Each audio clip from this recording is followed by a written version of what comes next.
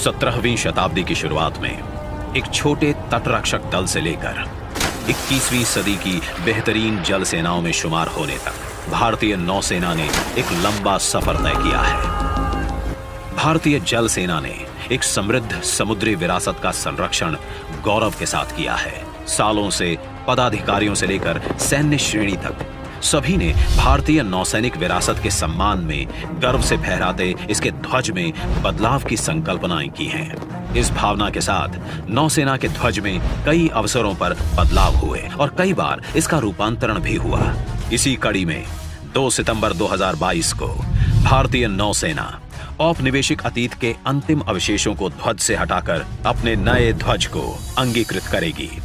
नई पताका के ऊपरी बाएं चतुर्थांश में राष्ट्रीय ध्वज है। साथ ही है एक नीले रंग के अष्टकोणीय चिन्ह के अंदर एक लंगर के ऊपर स्थापित राष्ट्रीय चिन्ह और देवनागरी में नौसेना का आदर्श वाक्य शम नो वरुणः, जो एक ढाल की आकृति बनाता है।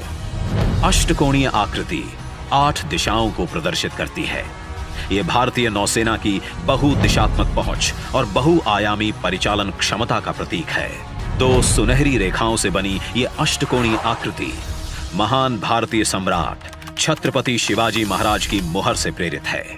उनके दूरदर्शी समुद्री दृष्टिकोण ने एक विश्वसनीय नौसैनिक बेड़े को आकार दिया था। इस बेड़े में 60 युद्धपोत और लगभग 5000 नौसैनिक शामिल थे।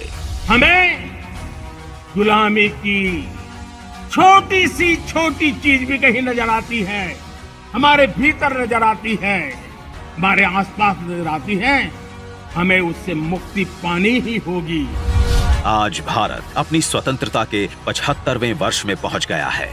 ऐसे में नौसेना की नई पताका हमारे सामुद्रिक रक्षक भारतीय नौसेना के मन को उन्मुक्त कर उनकी अदम्य भावना को और भी अधिक सशक्त बनाने की दिशा में एक कदम है।